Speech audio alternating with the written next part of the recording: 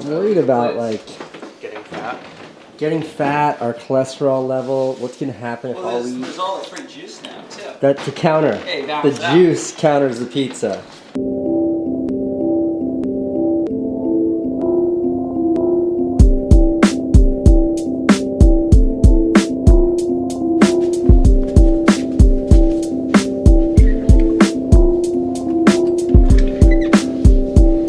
Going for a run this morning with my friend Jimmy Conrad, who is a former professional soccer player.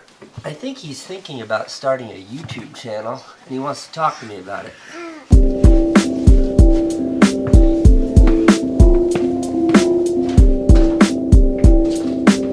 Come on. Whoosh. You don't need this yet.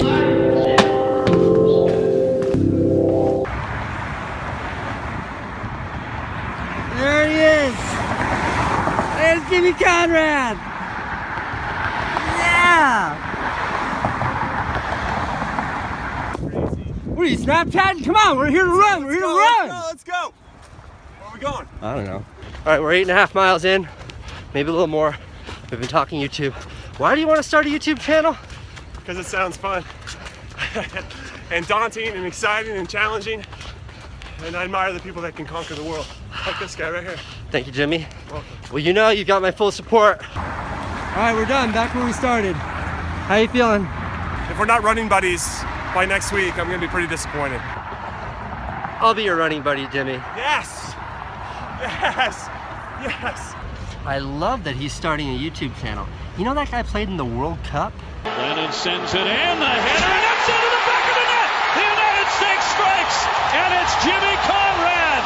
Jimmy Conrad finds the net, 1-0 USA! Today is Friday, aka my least favorite day of the week. Another week has gone by, and I have not finished all the work. That run this morning was fantastic, though. Something a little different in today's vlog. Story time. See this right here? That's my bulletproof vest. Now, see just above the bulletproof vest here, that guy right there, that's me. That tall guy, that's Roger. Here. That's Roger. That guy, that's Roger. Today is story time with Roger. I don't know how it works. I just use it. And then you guys choose your own weapons? Well, it's kind of like, you know, figuring out what pair of shoes you're going to wear that day, you know? I mean, we always usually carry this because it's lighter and faster, but we also have crew-served weapons, machine guns, rockets, and bazookas and stuff. But usually, like when speed is safety, like in and out as fast as we can, and just go as light and as fast as you can, you know? Is the reasoning behind it. Roger here. Roger is a Special Forces. He's an Air Force pararescue jumper. I went to Afghanistan how many years ago was that? 5. Let's call it 5. 5 years ago. And I just like showed up in Afghanistan with a friend of mine. We were there as journalists. And Roger was like the first person we met that we were blown away with. We like lived with this guy. He protected us. And he's here in the office. So let's talk. I get a talk to from one of my buddies, and he's like, "Hey, there's 3 guys outside, and they want to talk to you about it. They're doing something with tattoos, but I think you should talk to them, Raj." And we're literally grieving. I mean, we've got dried cake, blood, and nastiness on us. And I was like, "This seems really weird, but I'll go talk to them." You know, that was really it, I think. So some context for that is I was in Afghanistan with my friend Scott Campbell, who's a tattoo artist, and what we wanted to do was literally set up a tattoo parlor in the war zone in Afghanistan. We didn't like tell the State Department or anything that's what we were doing, but we just went and did it. And it was like Roger and his Special Forces buddies were the only people that like they really welcomed us in to their world. So that's kind of what I wanted to just. So that's the thing of, man, you do what you do, and it becomes what it is, man. Yeah. You know, it seems so simple and just cliche when you guys were there. You know, I think that initial concept of the project that you and Scott and David were there working on, it became much larger upon meeting each other. I think if I was to boil it down to one word, cathartic.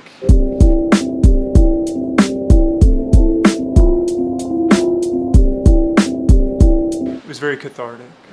One of my favorite stories from that trip was when you brought us up in the attack helicopter. You're supposed to be testing the hoist cable for weight, and you were supposed to be using dummies. Remember that? You're supposed to be using the mannequins.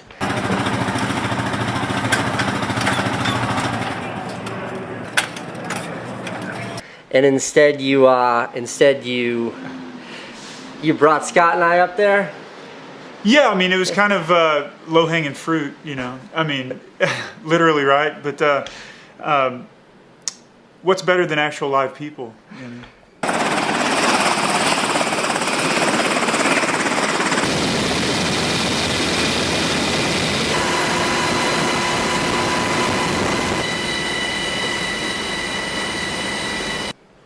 We were literally test dummies for a cable being hoisted up over an active war zone. And that was this guy.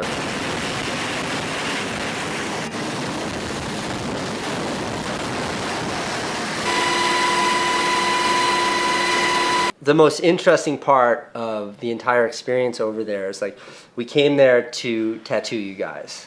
Got a lot more now, yeah. After you left Afghanistan, the tattoo thing really stuck with you.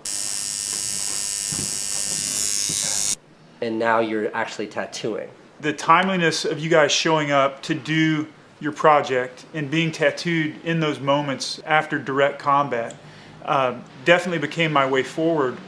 And I think a year after we had met, I began tattooing myself as a form of almost therapy. To end this story on a slightly lighter note, while we were over there, you guys had these playing cards. Am I allowed to talk about this? They had, I don't know if you know the depth of this story. They had these playing cards that had naked men on them. And they would use them as like the ultimate prank. And we left Afghanistan with like bulletproof vests and all this stuff that we had to travel through the Middle East with and get back to the United States of America.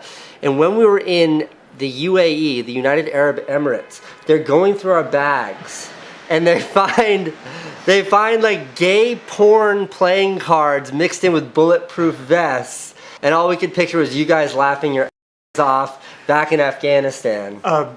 You know, I've seen the raw cut of the footage that you shot there. In that one of the final footage, you know, segments, you actually see us placing those cards in your bags. All right, I'm gonna end this by saying there are a few people in this world who have had the experiences that Roger has had.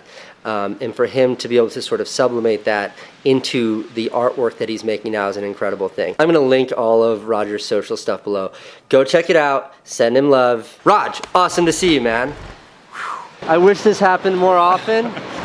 It's hard hugging a guy who's 7 feet tall. Or at least going under. Yeah. That guy. Of like all the people in your life that you meet and you spend time with, where it only feels momentary. You know, I only spent my entire life like a week with that guy, but that week was so like instrumental and so impactful on me. I honestly feel like he is family. So good to spend time with him. You see what's going on here, Jack? What's going on? Oh, that's pizza guy. More pizza. You do realize there's only 9 of us here, Jack. One pie, half a pie a person. What's that? This came from Priority Bicycles, sent us this pizza. It's a nice looking pizza. Oh, I gotta go this Brussels. Francine, do you want some pizza? Eat all the pizza. Gigi's eating all the pizza. Come on. Are you okay there, little old lady? Do you have keys? Because I don't. Uh-oh.